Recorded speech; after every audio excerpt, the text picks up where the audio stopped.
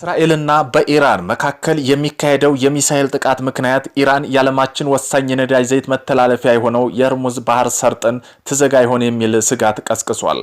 ኢራን ሆርሙዝ ሰርጥን መዝጋት ትችላለችስ ወይስ አትችልም? በቀሪው ዓለም ላይ ምንስ ተጽዕኖ ይኖረዋል?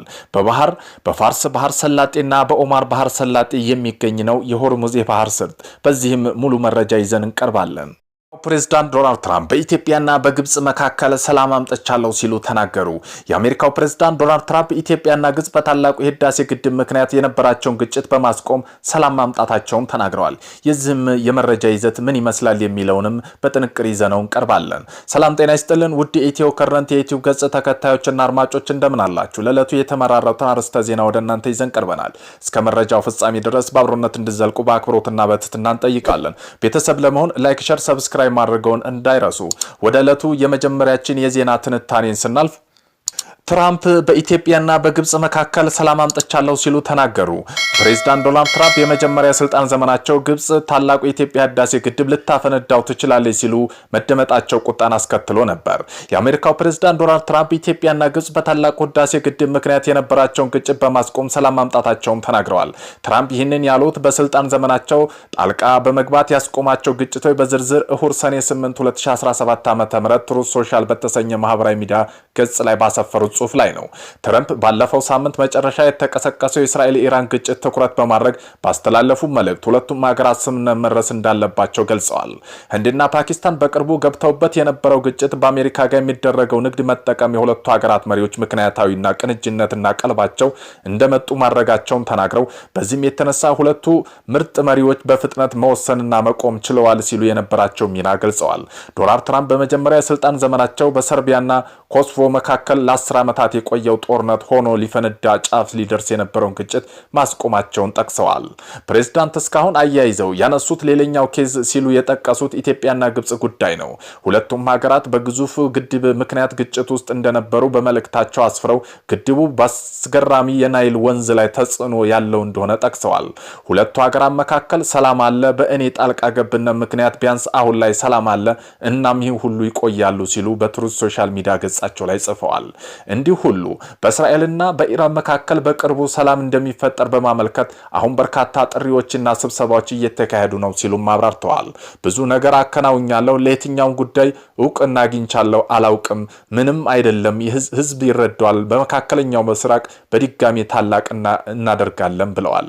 በመሆኑም ትራምፕ በአዲስ አበባና በካይሮ መካከል ሰላም ማምጣታቸውን ቢያንስ ፕሬዝዳንቱ የታላቁ ህዳሴ ግድብ ድርድር በተመለከተ የነበራቸው ሚና በብዙ ኢትዮጵያን ዘንድ የሚነሳ አሉታዊ ጎኑ ነው። ትራምፕ በ2013 ዓ.ም በመጀመሪያ ስልጣን ዘመናቸው ማጠናቀቂያ ወራት ላይ ግብጽ ግድቡ ልታፈነዳ ትችላለች የሚለው ንግግር ማድረጋቸውን ብዙዎችን አስቆጥቶ ነበር።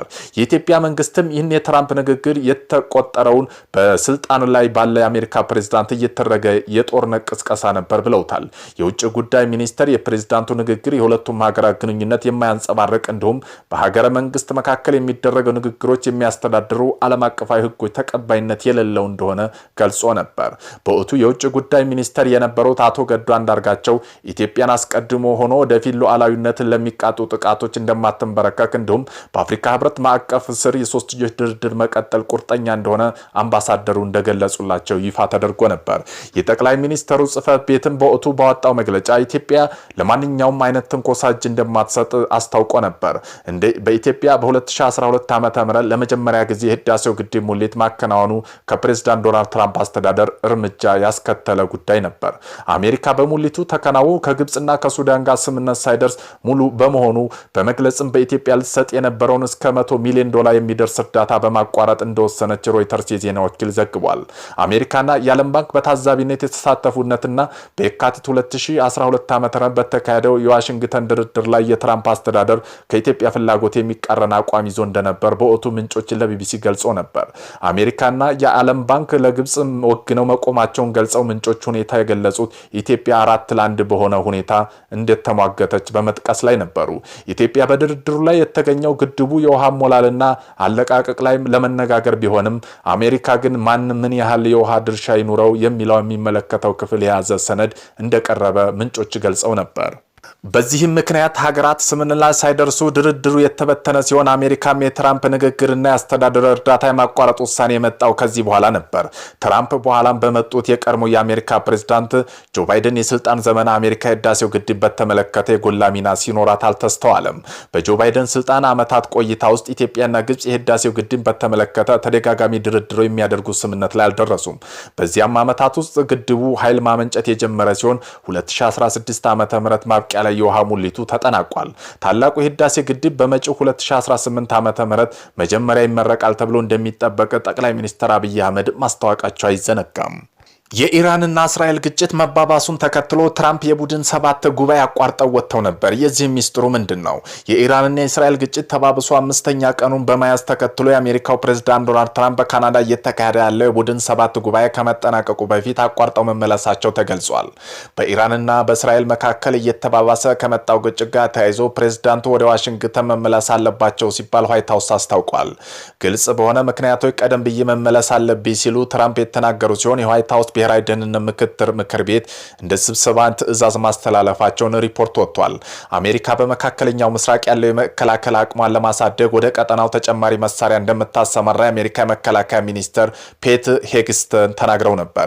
ነገር ግን አሜሪካ እስራኤል በኢራን እየፈጸመች ያለችው ማጥቃት ዘመቻ ልትቀላቀል ትችላለች የሚለው አስተያየቶች የአሜሪካ ባለስልጣናት ውድቅ አድርገዋል። አሜሪካና በዩናይትድ ኪንግደም መካከል የተደረገ የንግድ ስምምነት ጨምሮ በርካታ ጉዳይ በማሳካት ትራምፕ በጉባኤው ስኬታማ ቀን እንደነበራቸው ለማጉላት ሞክረዋል። ነገር ግን ፕሬዝዳንት የፕሬሱ ሴክሬታሪ ሰኞ ምሽት በመካከለኛው ምስራቅ እየተካሄዱ ባሉ ጉዳዮች ምክንያት ትራምፕ የቡድን ሰባት መሪዎች በካናዳዋ ካናስ ሲርክ እያደረጉ ያለውን ጉባኤ አቋርጠው እንዲመለሱ ተናግረዋል። ፕሬስ ሴክሬታሪዋ ተጨማሪ ማብራሪያ አልሰጡም። ፕሬዝዳንቱ ጉባኤ ከመጠናቀቁ በፊት ቀድመው መካሄድ በመሄዳቸው ምክንያት የዩክሬኑ ፕሬዝዳንት ቮሎዲሚር ዜሌንስኪና ከሜክሲኮ ፕሬዝዳንት ክላውድ ሼባ ጋር ለማክሰኞ ታቅዶ የነበረው ውይይት አልተካሄደም። ሰኞ ዕለት የነበረው የፎቶ ፕሮግራም ትራምፕ ወደ ዋሽንግተን መመለሳቸው ለትልቅ ጉዳይ መሆኑን ተናግረዋል። ትራምፕ ጉባኤው ሳይጠናቀቅ የሚመለሱት የእስራኤልና ኢራን እርስ በርስ የሚያደርጉት ጥቃት አምስተኛ ቀኑን በያዘው ዕለት ነበር። ትራምፕ ቀደም ብለው በትሩዝ ሶሻል ሚዲያቸው ላይ በሰጡት አስተያየት ኢራን በቅርብ የተካሄደ የአሜሪካና ኢራን የኒውክሌር ድርድር ላይ ያቀረቡት ስምምነት መፈረም እንደነበረባት አስፍረው ኢራን የኒውክሌር መሳሪያ ልኖራት አይችልም በድጋሚ ተናግሬያለሁ ብለዋል። ትራምፕ በተጨማሪም 17 ሚሊዮን ነዋሪዎች የሚኖሩባት የኢራኗ መዲና ቴህራን በአስቸኳይ ለቀው እንደወጡ በማህበራዊ ትስስር ገጻቸው ላይ ትዕዛዝ አስተላልፈው ነበር። ብዙም ሳይቆዩ ግን የኢራን መገናኛ ብዙሃን በቴህራን ማክሰኞ ማለዳ ላይ ከፍተኛ ፍንዳታ መነሳቱን ዘግበዋል። እስራኤል በቀጥታ ሊሳተፍ የነበረ የኢራን መንግስት ብሮድካስት ላይ ጥቃት አድርሳ ፕሮግራም እንዲቋረጥ ካደረገች በኋላ ከባድ ያለ ጥቃት ፈጽማለች። እስራኤል ሰኞ ለማክሰኞ አጥቢያ ላይ በቴል አቪቭ አየር ጥቃት ማስጠንቀቂያዎች የተሰሙ ቢሆንም የኢራን ሚሳኤሎች ወደ እስራኤል ተወንጭፈዋል።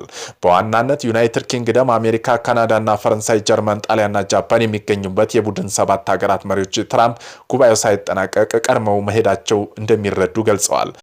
የተኩስ አቁም ስምምነት እንዲደርስ የምታስችል ከሆነ ይህ በጣም ጥሩ ነው ሲሉም የፈረንሳዩ ፕሬዝዳንት ኢማኑኤል ማክሮን በዙም አያይዘው ገልጸውታል።